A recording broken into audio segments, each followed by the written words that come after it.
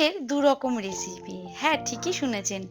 একটা গোটা ইলিশের আজকে দুরকম রেসিপি করে দেখাবো, তাও মাত্র একদম অল্প সময়ে। আর স্বাদ হবে সবার থেকে সেরা। চলুন রেসিপিটা শুরু করা যাক। প্রথমেই যে রেসিপিটা করব তার জন্য লাগবে কালো সর্ষে, কাঁচা লঙ্কা, গোটা জিরে আর অবশ্যই দিতে হবে পরিমাণ অনুসারে লবণ। এই লবণটা আর লঙ্কাটা দেওয়ার কারণে এই মশলাটা যখন আমি তৈরি করব একদমই তিতকুটে ভাবটা আসবে না। তো চলুন মশলাটা রেডি করে নিই, আর এর মধ্যে আমি পর্যাপ্ত পরিমাণে জলও দিয়ে দেব। আমার মশলাটা রেডি হয়ে গেছে। এখন আমি ইলিশ মাছের মাঝখানের পেটির মাছগুলোকে নিয়ে নিয়েছি, আর তাতে পরিমাণ অনুসারে লবণ আর হলুদ মাখিয়ে নিয়েছিলাম। এখন সেই মাছের মধ্যে সেই যে মশলাটা আমি রেডি করলাম সেই মশলাটা দিয়ে দিয়েছি, আর দিয়ে দিয়েছি পরিমাণ অনুসারে লবণ আর হলুদ, আর দিয়ে দিলাম সর্ষের তেল। এখানে সর্ষের তেলের পরিমাণটা একটু বেশিই দিতে হবে। আর দিয়ে দিচ্ছি কিছু কাঁচা লঙ্কা। এবার খুব ভালো করে মাখিয়ে নিতে হবে। যতটা ভালো করে মাখিয়ে নিতে পারবো ততটাই কিন্তু রান্নায় স্বাদ আসবে। বর্ষাকাল মানেই যেন ইলিশ মাছের রমরমা। সারা বাজার জুড়েই ইলিশ মাছ আর ইলিশ মাছ। আর ইলিশ মাছ কিনে আনার পরে সবার আগে যেটা আমাদের মনে পড়ে রান্না করতে, ইলিশ ভাপা। হ্যাঁ, এই ইলিশ ভাপাটাই কিন্তু আজকে আমি প্রথম রেসিপিতে করে দেখাবো। আমার মাছগুলো খুব ভালো করে মাখিয়ে নিয়েছি। এইবার আমি সেকেন্ড স্টেপে যেটা করব, আমি একটা ভালো বড় টিফিন বাটি নিয়েছি। এই টিফিন বাটির মধ্যে আমি কিছুটা সর্ষের তেল দিয়ে দিচ্ছি। সর্ষের তেলটা পুরো বাটিটার মাঝখানে ভালো করে মাখিয়ে নিলাম। এইবার একে একে আমি মাছগুলো দিয়ে দেবো। হ্যাঁ, আর একটা কথা যেটা আমি বলতে একদমই ভুলে গেছি, এই মশলাটা যখন আমি রেডি করেছি তারপরে কিন্তু ছাঁকনিতে ছেঁকে নিয়েছি। অবশ্যই কিন্তু আপনারা ছাঁকনিতে এইভাবে মাছের মশলাটা ছেঁকে নেবেন, আর তারপরেই মাছের গায়ে ম্যারিনেট করবেন। ছেঁকে নেওয়ার কারণে আপনাদের যে কালো সর্ষের যে কালো অংশগুলো আছে, খোলাগুলো বেরিয়ে যাবে, তাহলে কোনো গ্যাস অম্বল অ্যাসিডিটির কোনো সমস্যা হবে না।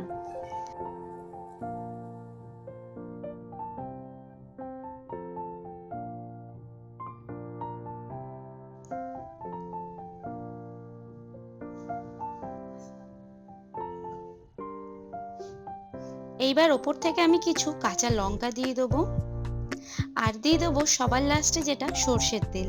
এই তেলটা কিন্তু সবার লাস্টে ওপর থেকে দিয়ে দেবেন, তাহলে কিন্তু স্বাদ হবে দুর্দান্ত। তো এখন আমি ওপরে ঢাকনিটা ঢেকে দিয়ে গরম জল ফুটতে কড়াইতে অলরেডি দিয়ে দিয়েছিলাম, জলটা ফুটে গেছে। এখন এই টিফিন বাটিটা জলের মধ্যে বসিয়ে দিলাম, আর অবশ্যই যেটা করবেন একটা নোড়া বা ভারী কোনো জিনিস ওপর থেকে চাপা দিয়ে দেবেন, যাতে ভেতরে কোনো রকম জল না ঢোকে। আধ ঘন্টা পরে আমি ফিরে আসলাম। দেখুন একদম আমার ইলিশ ভাপা রেডি হয়ে গেছে।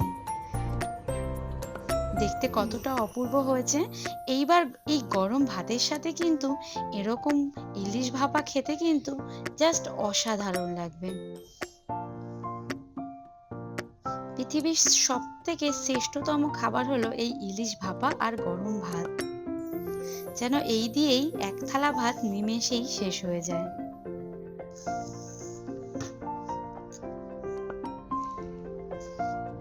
তাহলে অবশ্যই কিন্তু এই বর্ষাকালে ইলিশে এরকম রেসিপি কিন্তু করতে একদমই ভুলবেন না।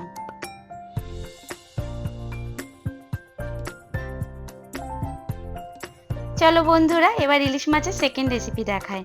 তার জন্য আমার প্রথমেই যেটা লাগবে, ইলিশ মাছের যে বেঁচে যাওয়া অংশগুলো, মাথা, লেজা আর গাদা, এগুলো দিয়েই কিন্তু এই রেসিপিটা হবে।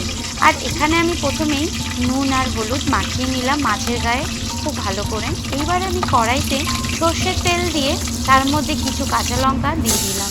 কাঁচা লঙ্কাগুলো একটু লাল লাল ভাজা হওয়ার পরেই আমি ইলিশ মাছের মাথা, লেজা আর মাছগুলো দিয়ে দিলাম, দিয়ে একটু ভেজে নেব। খুব বেশি কিন্তু কড়া করে ভাজবো না। গ্যাসের ফ্লেমটা এখন মিডিয়ামেই থাকবে। এই পর্যায়ে কিন্তু আমি মাছগুলো খুব হালকা করে এপিট ওপিট করে ভেজে নেব।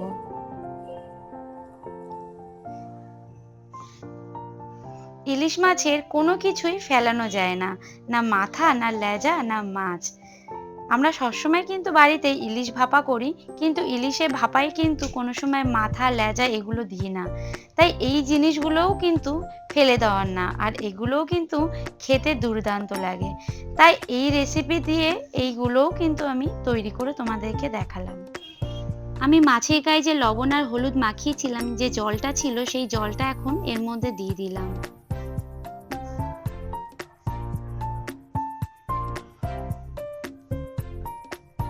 এবার আমি পরিমাণ অনুসারে আরো কিছুটা জল দিয়ে দেবো। আর কিন্তু আমি কোনো রকম মশলা এতে ইউজ করলাম না। এতে কিন্তু কোনো মশলাই যাবে না, আর মশলা ছাড়াই কিন্তু এই রেসিপিটা হবে। তাই এই রেসিপিটির নাম ইলিশ মাছের তেল জল। এইবার আমি ঢেকে দেবো আর ফিরে আসবো 15 মিনিট পর। গ্যাসের ফ্লেম এখন মিডিয়ামে থাকবে। 15 মিনিট পরে ফিরে আসলাম। আমার ইলিশ মাছের তেল জল কিন্তু একদম শুকিয়ে এসেছে।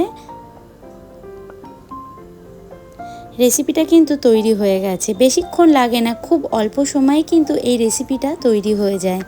আর খেতে কিন্তু গরম ভাতে জাস্ট দুর্দান্ত লাগে। বিশ্বাস করবেন না বন্ধুরা, এভাবে যদি আপনারা না খেয়ে থাকেন একবার অবশ্যই কিন্তু ট্রাই করে দেখবেন। তাহলে আজকে এই পর্যন্তই, আবারও কোনো নতুন ভিডিও নিয়ে আবার আপনাদের সামনে আসবো। ভালো থাকবেন, সুস্থ থাকবেন, ধন্যবাদ।